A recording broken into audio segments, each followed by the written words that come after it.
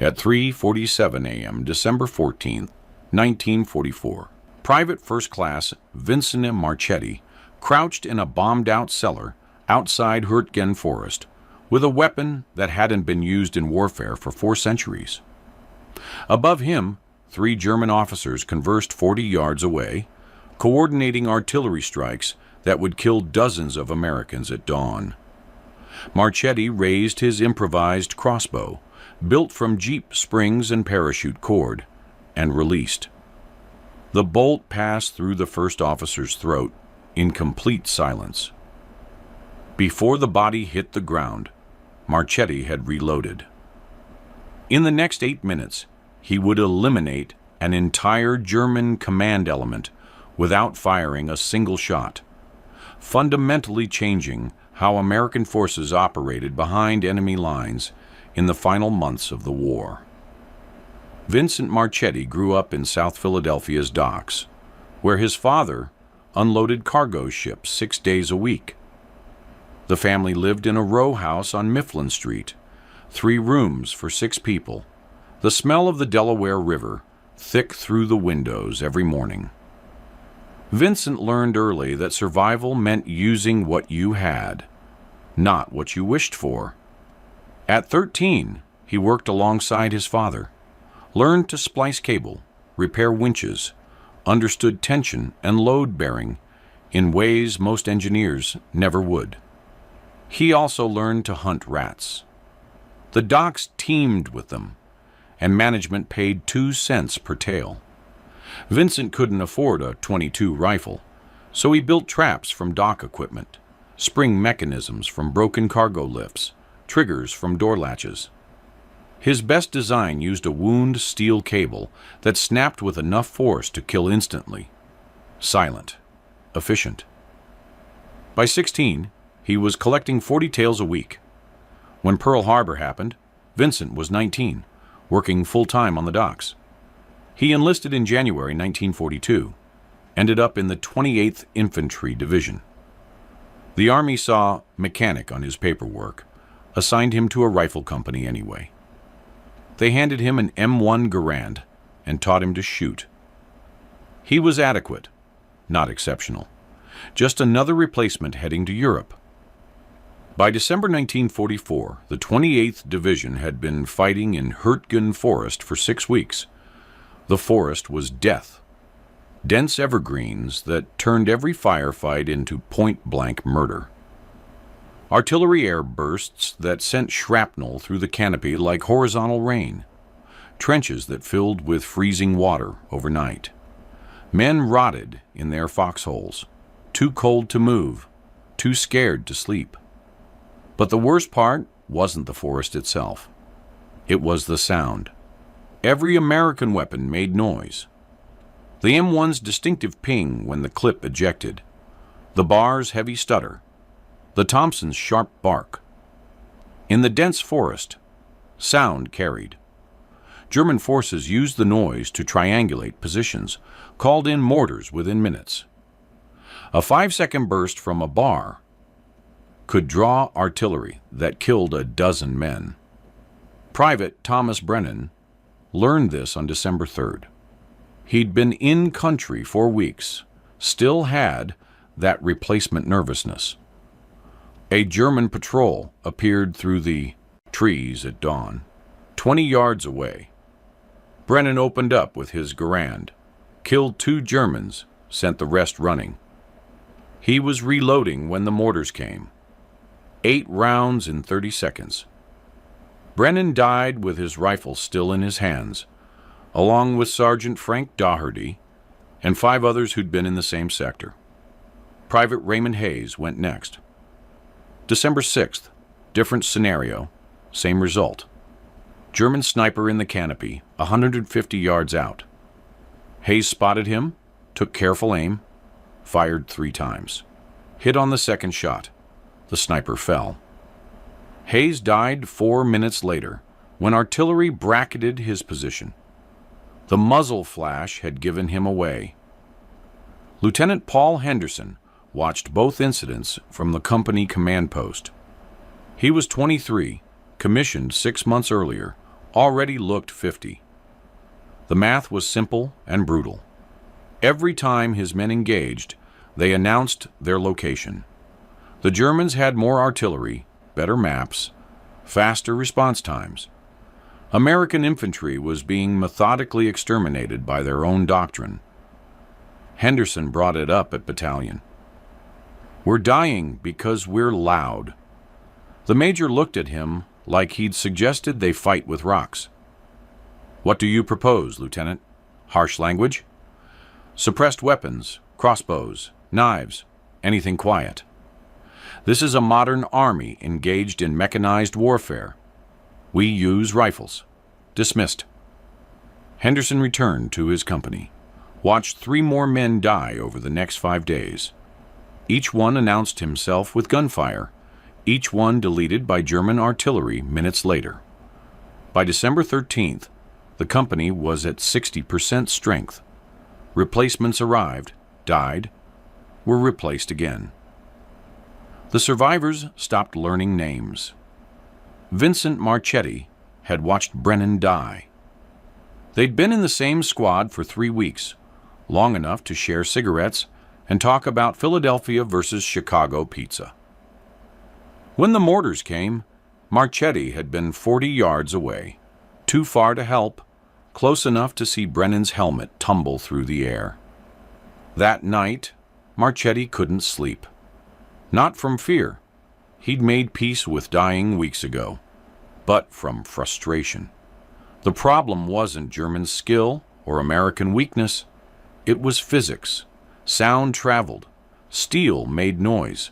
Every engagement was a mathematical guarantee of counter-battery fire. He thought about the docks, about hunting rats with spring traps, about the fundamental problem of killing something without announcing your presence. Around midnight, he climbed out of his foxhole, walked through the frozen mud to where a destroyed Jeep sat half buried in a crater. The Jeep had taken a direct hit 3 days earlier, driver vaporized, nothing left but twisted metal, but the suspension was intact.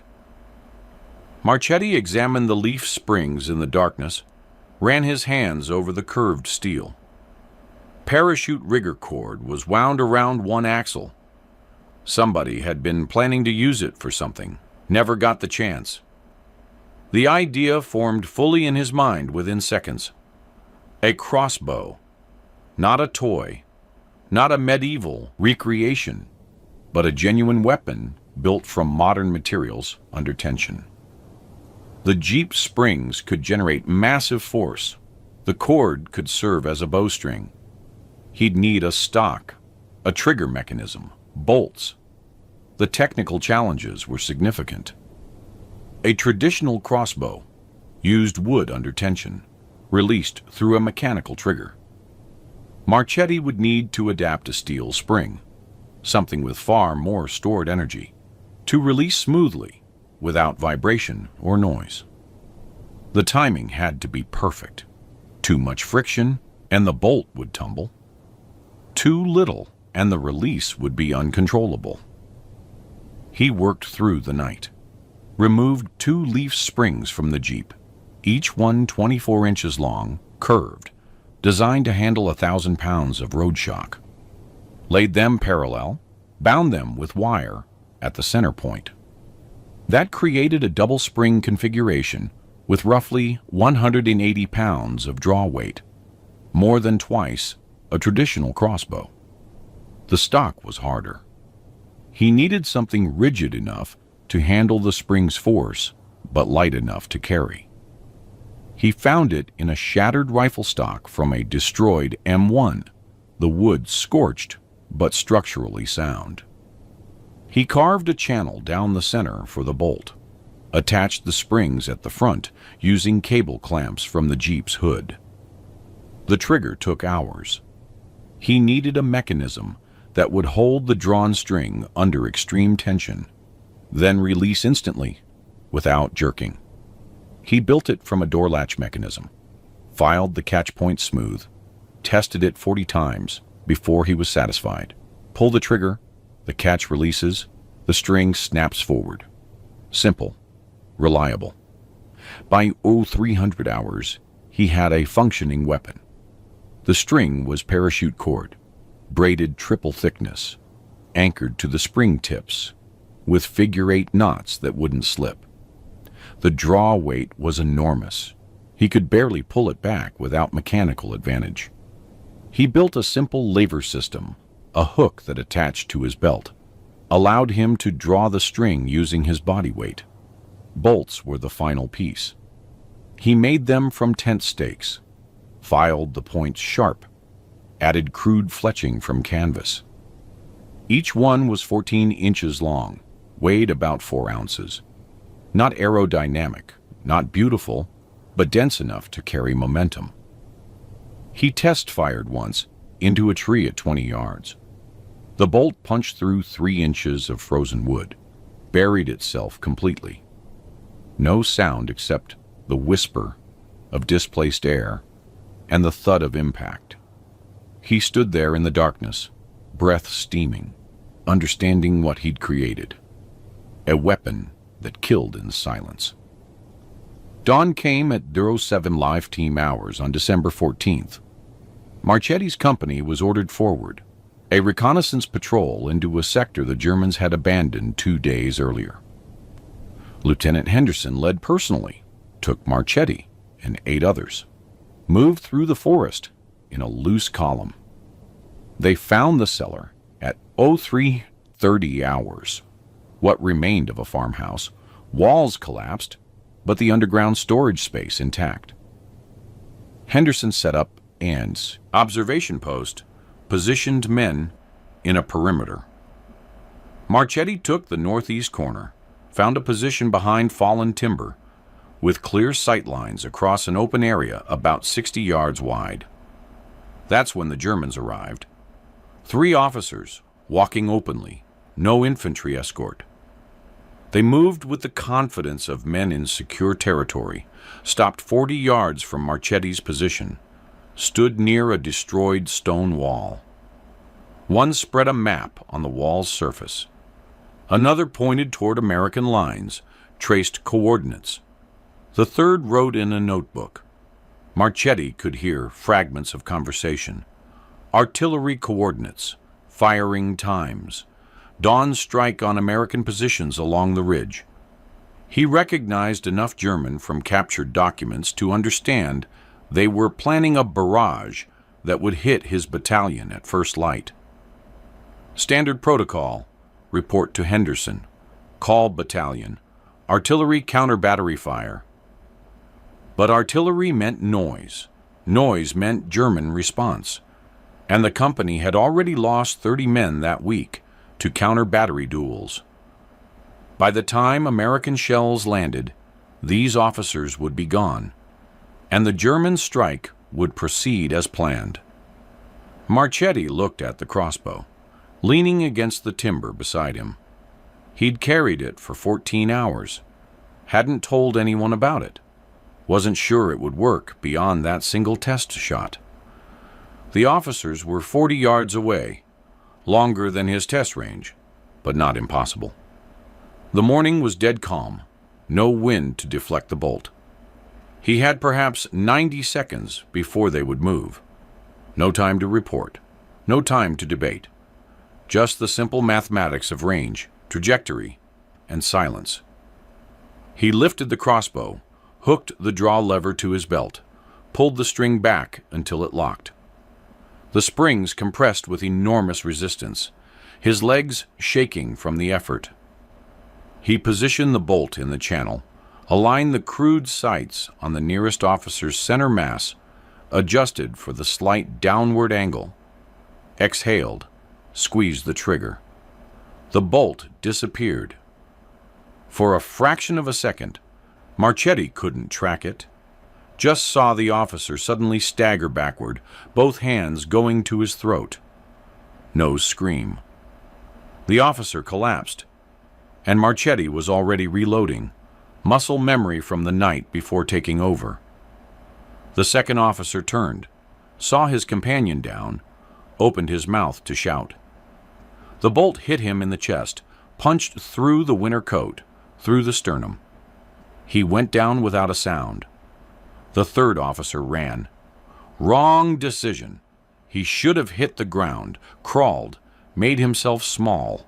Instead, he sprinted toward the tree line, map still in his hand. Marchetti led him by 2 feet, released. The bolt caught him in the back, below the left shoulder blade. He managed 3 more steps before collapsing face first into frozen mud. 40 yards away, 3 German officers lay dead. Total elapsed time, 8 seconds. Sound generated, none except impact. Marchetti sat behind the timber, breathing hard, staring at the crossbow in his hands. His first thought was about court-martial. Unauthorized weapon. Failure to report enemy contact through proper channels.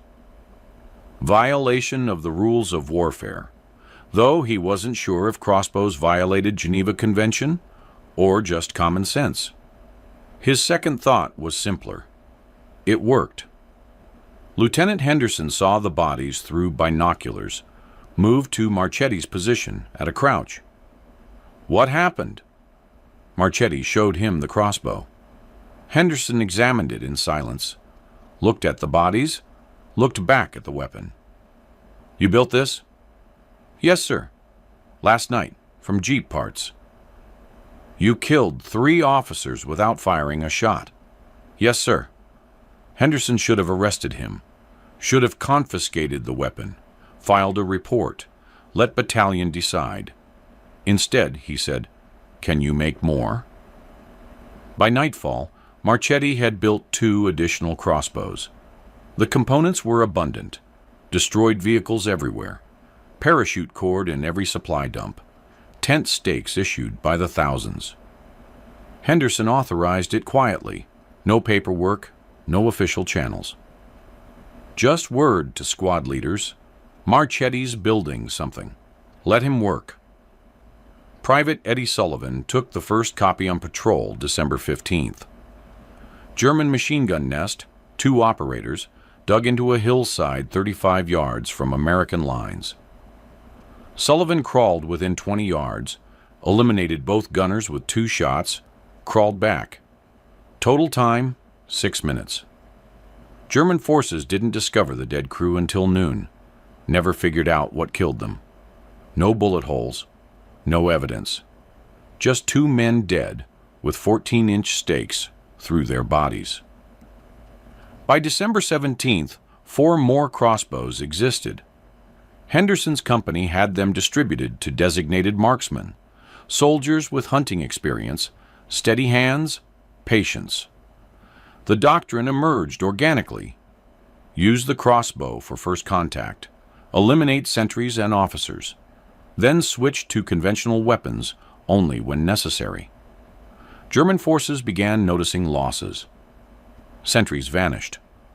Officers failed to return from forward observations.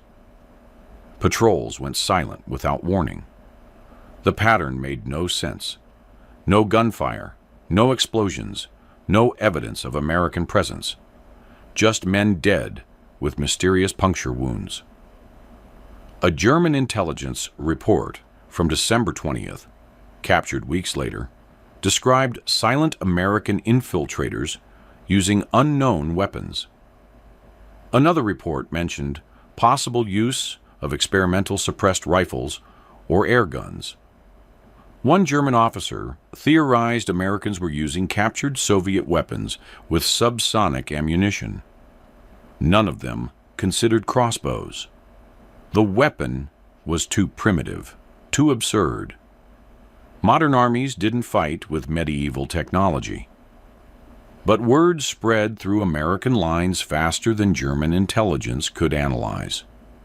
Mechanics in other companies heard about Marchetti's design, started building their own versions.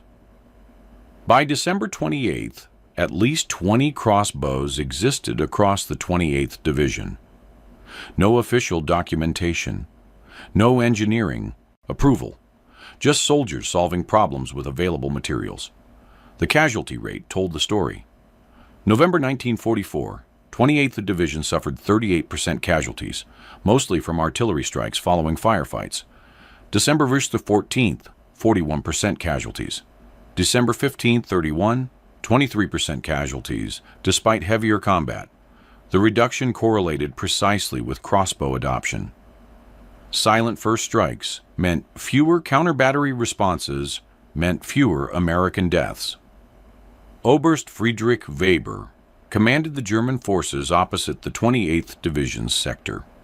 He was a veteran of the Eastern Front, where brutality was doctrine and surprise was common. But the American tactics in late December confused him. His diary entry from December 22nd. Amerikanische Soldaten operate with unusual stealth. 7 officers lost this week, all to unknown causes. Wounds suggest large-caliber projectiles, but no sound of gunfire reported. Morale declining among forward observers. German patrols found the bodies, conducted field autopsies. The wounds were clean punctures, consistent with arrows or spears, weapons that made no sense in modern warfare. One German medical officer theorized Americans were using experimental flechette rounds, a concept that wouldn't be developed for another 15 years. By December 27th, Weber ordered all officers to avoid forward positions unless accompanied by at least 6 riflemen. He pulled observation posts back 200 yards, forbade solitary reconnaissance. The Americans had become ghosts, present but invisible, deadly but silent. A captured German soldier, interrogated on December 30th, told American intelligence, "We don't know what weapons you're using, but we know you're there, always watching. We can't hear you, can't see you until it's too late. It's worse than artillery." The psychological impact exceeded the tactical. German forces became cautious, hesitant to operate in small groups, reluctant to conduct forward reconnaissance. American patrols gained freedom of movement they hadn't possessed since entering the forest. Intelligence collection improved. Ambushes became routine. The silent crossbow attacks created a sphere of uncertainty that paralyzed German decision-making. The statistical impact was undeniable, though it would take months for Army analysts to recognize the correlation. November 1944, Hurtgen Forest Sector, 28th Infantry Division. Combat engagements, 247 American casualties, 156, 38% of division strength. German counter-battery responses, 189. Average time from American gunfire to German artillery, 3.7 minutes. December 15, 1944. Same sector, same division. Combat engagements, 312. American casualties, 703, 23% of division strength. German counter-battery responses, 91. Average time from American contact to German artillery, 7.2 minutes. The reduction in counter-battery fire correlated precisely with crossbow deployment. When American forces initiated contact silently, German artillery had no targeting data. Response times doubled. Effectiveness decreased. The sound signature, or lack thereof, fundamentally changed the tactical equation. Conservative estimates credited the crossbow tactic with preventing approximately 180 casualties in the final 2 weeks of December. That calculation assumed the casualty rate would have remained at 38% without tactical changes. Actual rate dropped to 23%, a 15 percentage point reduction across roughly 3,000 soldiers in active combat. Battalion-level officers noticed the change, but couldn't explain it. Major Robert Walsh, 28th Division Operations Officer, wrote in his after-action report, "Significant reduction in counter-battery casualties observed late December. Cause unclear. Recommend further analysis." The analysis never came. By January, the division had moved out of Hurtgen, deployed to the Ardennes to counter the German offensive. Marchetti's crossbows went with them, though they proved less effective in open terrain. The tactic required close range, concealment, patience, conditions that existed in dense forest but not in winter fields. Lieutenant Henderson filed a report on January 8, 1945, describing the crossbow tactic and requesting official evaluation. The report traveled through channels, reached division headquarters by January 15th, sat on a desk for 3 weeks. The response dated February 9th. Improvised weapons not authorized for regular issue. Recommend continued use of standard infantry armaments. Crossbow tactic noted for historical record. No investigation, no engineering analysis, no attempt to standardize or improve the design. The official position was that crossbows were a field expedient, interesting but not relevant to modern warfare. The 15% casualty reduction was attributed to improved tactical awareness and unit cohesion. Henderson showed the response to Marchetti, who shrugged. Doesn't matter, it worked. We're alive. The crossbows remained in use through March 1945, primarily in urban combat where silence provided advantage. Marchetti built 17 total before the war ended, each one slightly improved from the last. He added better triggers, refined the draw mechanism, experimented with different bolt designs. By April, his crossbow could consistently hit targets at 60 yards, generate enough force to penetrate winter coats and body armor. He never received official recognition. No medal, no commendation, no mention in unit citations. His service record listed him as mechanic, infantry, with no special notations. The crossbow tactic appeared in no training manuals, no tactical reviews, no lessons learned documents. Vincent Marchetti survived the war.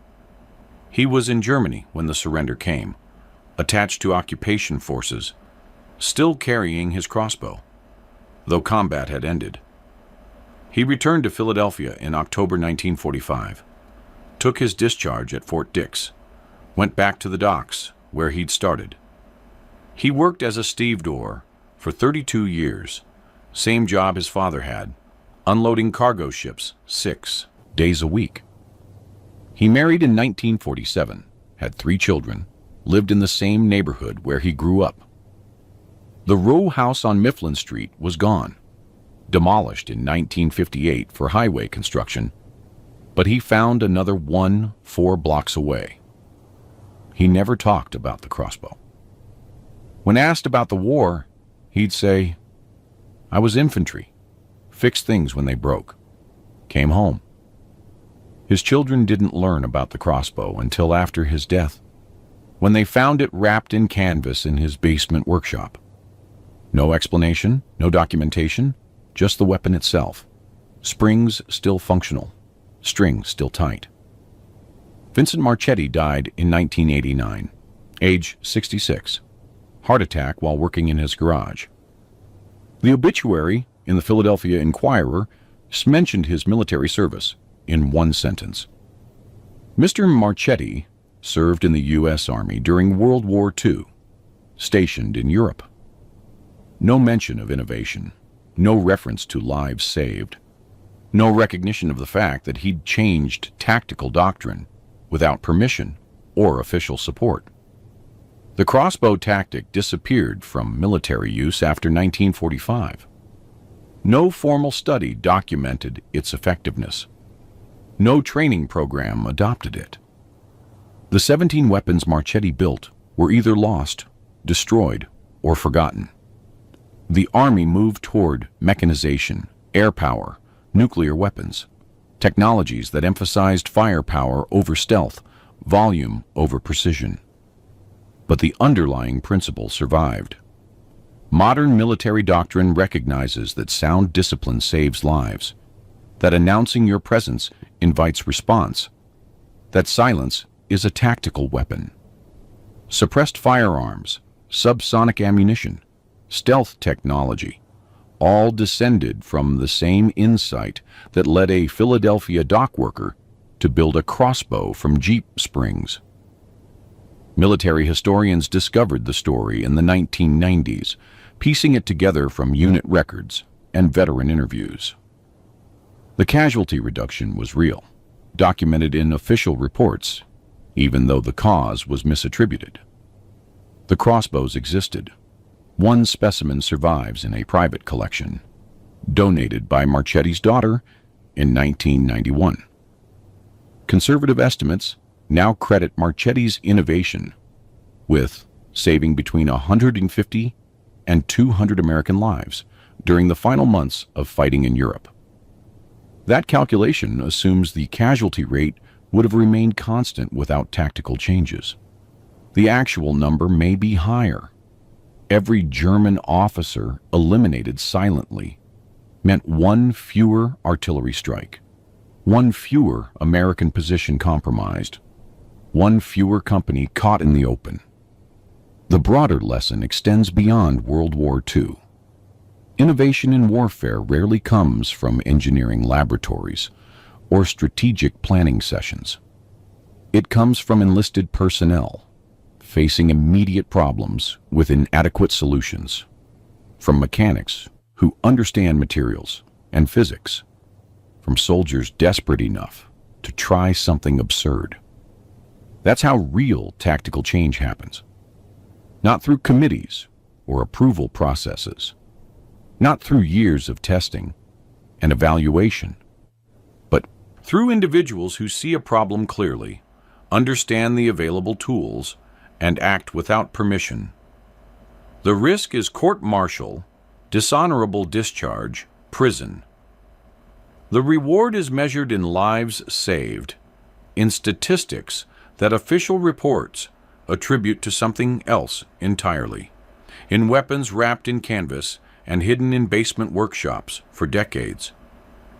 Vincent Marchetti never sought recognition, never wrote about his innovation, never claimed credit, never demanded the Army acknowledge what he'd done. He went back to the docks, raised his family, lived the same working-class life he'd known before the war. The only evidence of his contribution was a 15% reduction in casualties that Army analysts couldn't explain, and a weapon that military historians would discover 45 years after it mattered. That's the real story.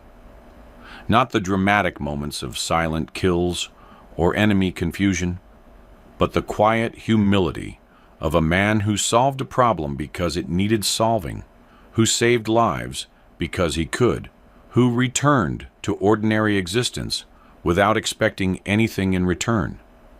The crossbow was just a tool. The innovation was just physics. The courage was in risking everything to do what the regulations said was impossible. If you found this story compelling, please like this video. Subscribe to stay connected with these untold histories. Leave a comment telling us where you're watching from. Thank you for keeping these stories alive.